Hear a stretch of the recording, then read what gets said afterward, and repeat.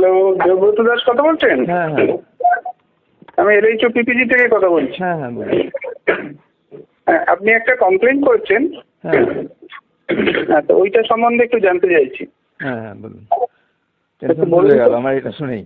আমার কোনো অপরাধ নাই, তাও শুনেই শুনতে এমন অবস্থা হয়ে গেছে, আমার মানে ফোবিয়াটিক হয়ে গেছি একটু। তার মানে নানাভাবে অত্যাচার করেছিল, মানসিক অত্যাচার, এগুলো অনেক ডিটেলস ব্যাপার আছে, প্রুফ টুফ এইসব আছে, কিন্তু সেটা আমি আমি এই মুহূর্তে আমি ভয়ও পাচ্ছি যে কোথা থেকে কি হবে। আমি সব কিছুতেই ভয় পাচ্ছি এখন। আমি তো ফোবিয়া, কলকাতায় গিয়ে মানসিক হসপিটালে ট্রিটমেন্ট করাচ্ছি, Lumbini park, Lumbini park mental হসপিটালে।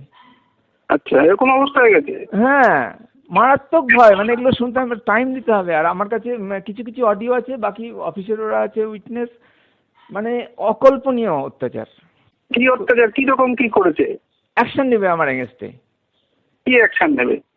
ব্যাংকে তো, ব্যাংকে অ্যাকশন নিতে পারে। অ্যাকশন নিবে। সেই জুন আমার কাউন্টার থেকে, হাই ভ্যালু কাউন্টারে আমি বসতে হতো, 53,000 টাকা শর্ট হয়েছে।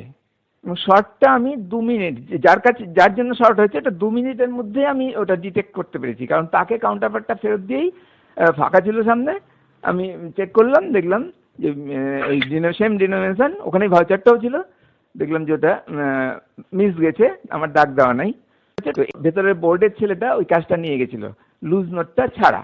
ফোন করার সঙ্গে সঙ্গে ফোন করেছি, তার যে মালিক, ক্যাশ ক্রেডিট হোল্ডার, সে বলেছিল যে আমি জেনে বলছি। একটু পরে জেনে বললো যে না, সে টাকা দিয়েছে। হ্যাঁ, ব্যাংকের ক্যাশ ক্রেডিট কাস্টমার। কি নাম বললেন? বিষ্ণুচরণ ঘোষ।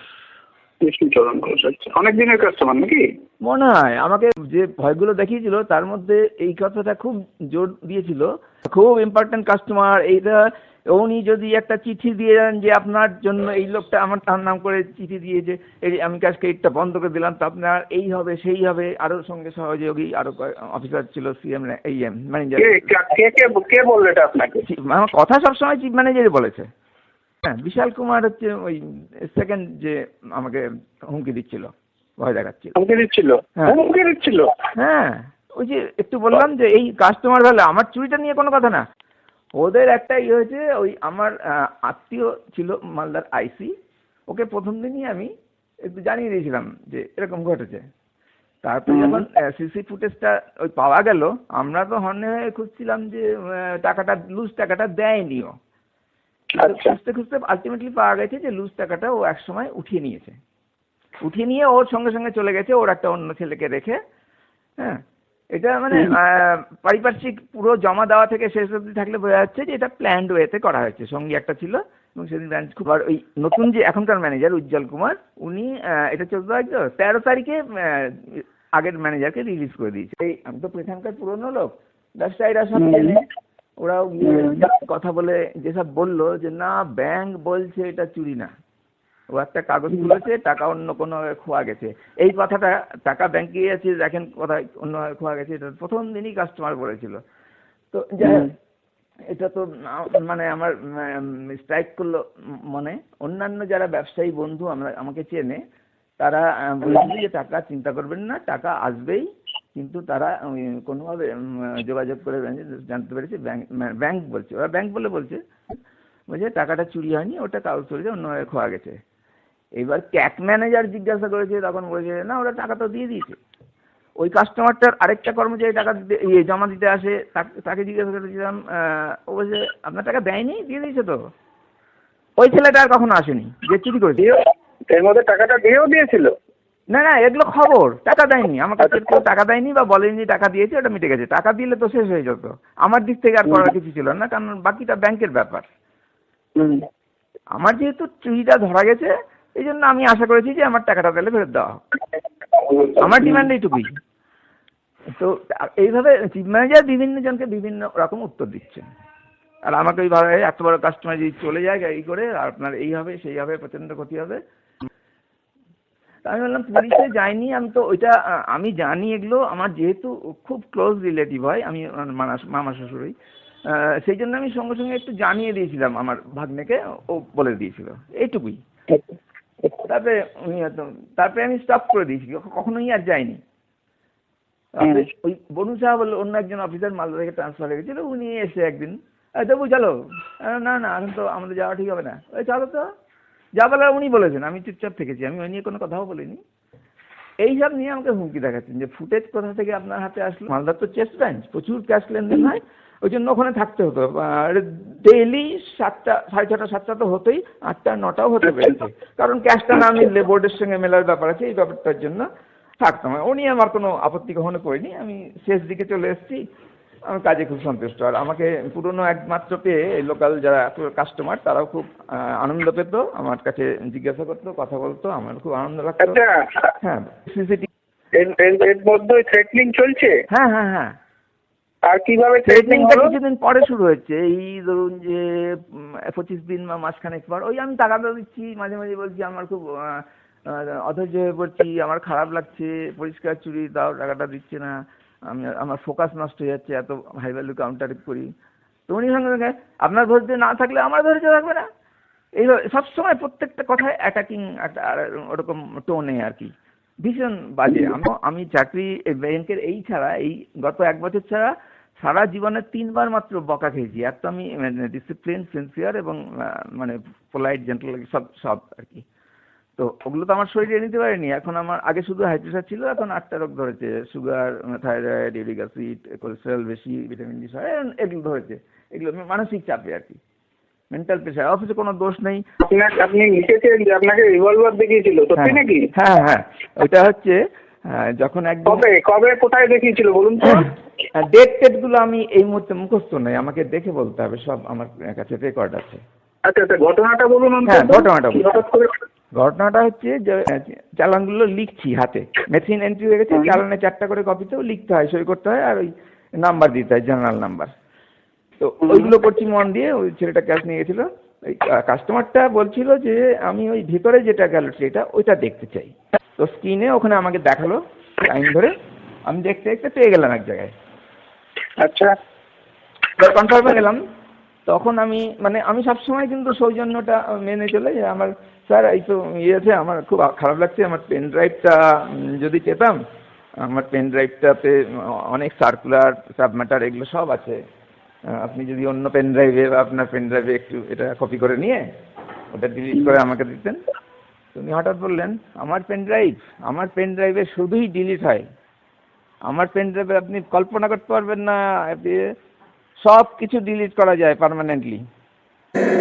আপনি যদি কপি করে নিয়ে আমারটা ফাঁকা করে আমার জিনিসটা দিয়ে দিন, আপনি যদি কপি করে আমার যে পেন ড্রাইভ আছে অনেক জিনিস ফাঁকা করা, তুমি বার করছেন আমারটা থেকে এগুলো ডিলিট করে আপনি নিয়ে নিলেন, অন্য ডিলিট হয়। আমার পেন ড্রাইভ থেকে অনেক জিনিস ডিলিট হয়ে যাবে, ওটা ইউজ করলে অনেক জিনিস ডিলিট হয়, অনেক জিনিস আপনার কল্পনার বাইরে হয়ে যাবে, ওটা ইউজ করলে অনেক জিনিস ডিলিট হয়, অনেক জিনিস আপনার কল্পনার বাইরে।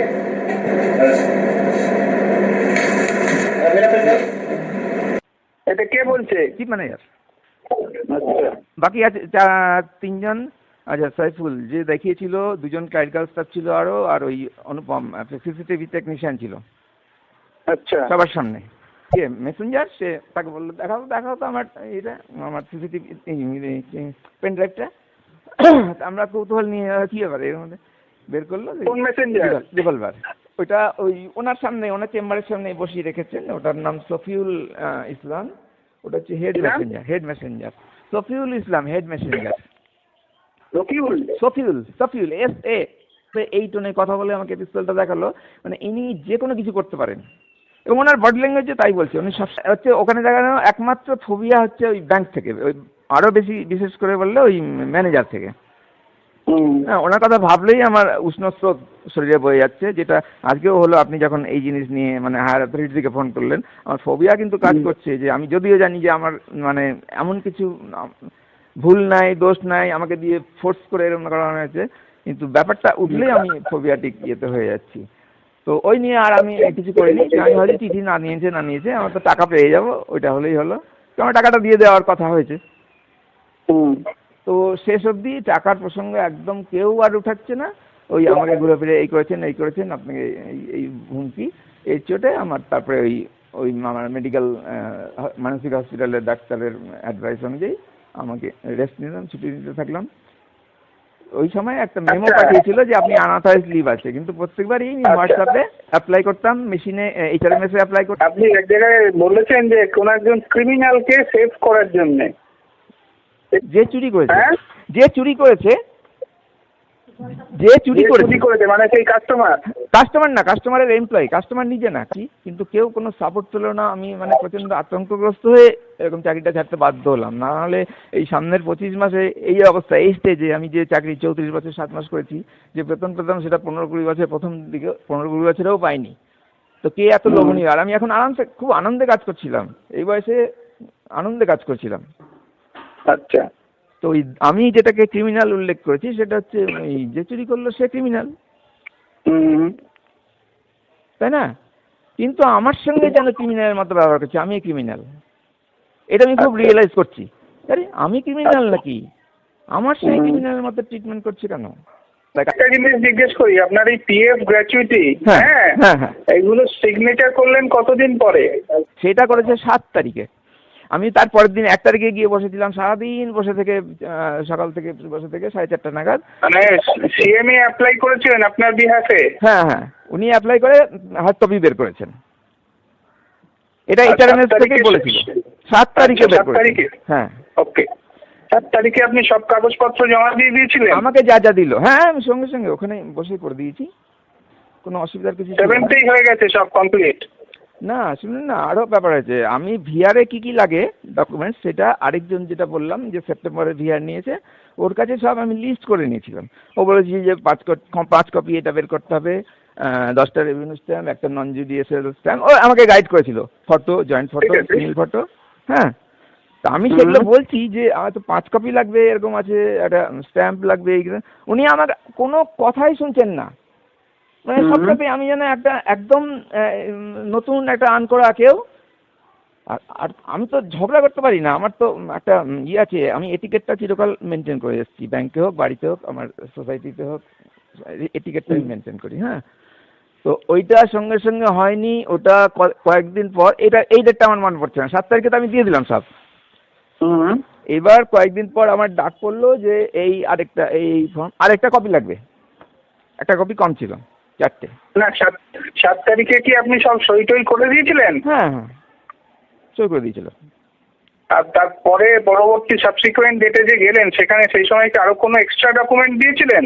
না, আরেকটা কপি, ওটা সই করতে বলেছিল, আরেকটা কপি বের করে। হ্যাঁ আচ্ছা, ওইটা ডেটটা মনে পড়ছে না। আচ্ছা, তো সেকেন্ড টাইম ডাকা হয়েছিল, তারপরে থার্ড টাইম ডাকা হয়েছিল, এটা বোধহয় ইয়ের শেষের দিকে, মানে ওই মাস জানুয়ারির শেষের দিকে চলে গেল। RBI থেকে আরেকটা কি ফর্ম দিয়েছে, এই করতে করতে অনেকটা দিনই গেছে। এখনো কিছুই পাইনি? কিছু পয়সা পাইনি, আমার কোনো ইয়ে নেই, মানে কোনো ফিক্সড ডিপোজিট, RD কিচ্ছু জমা নেই। আর হচ্ছে ওডির ইন্টারেস্ট ডিউ হয়েছে, সেটা কিন্তু আমাকে বাজেভাবে। তাহলে কমপ্লেন যেটা করেছেন ওটাতে স্টিক থাকছেন তো, না উইথড্র করে নেবেন? In that case are you sticking with the complain or withdrawing it? আমার চাকরি ছাড়ার কারণটা ওটাই। তো ব্যাংকের জানি যে এরকম কিছু কিছু হয়, হয়তো আপনিও জানেন নিশ্চয়ই, যে ম্যানেজার বা সেরকম কেউ কোনো স্টাফ একটু বেশি কিছু অপ্রিয় জায়গায় চলে গেলে ওই কাস্টমারের কাছ থেকে একটা কমপ্লেন অবটেন করে নেয়। হ্যাঁ, তারপরে সেটার উপর অ্যাকশন নেয়, সেই ইঙ্গিতটা আমাকে দিয়েছিলেন। এইটা যে কমপ্লেনটা করেছেন সেটা কি উইথড্র করছেন না থাকছে? থাকুক না, থাকলে আমার ক্ষতি কি? আমি মানে সবসময় সহযোগিতা করবো, আমার কি কোনো ক্ষতির কিছু আছে? আমাকেও একটু সাহায্য করুন, কারণ আমি বাঁচতে চাই একটু সুস্থভাবে, এইটাই আমার সবচেয়ে বড় কামনা। ওকে।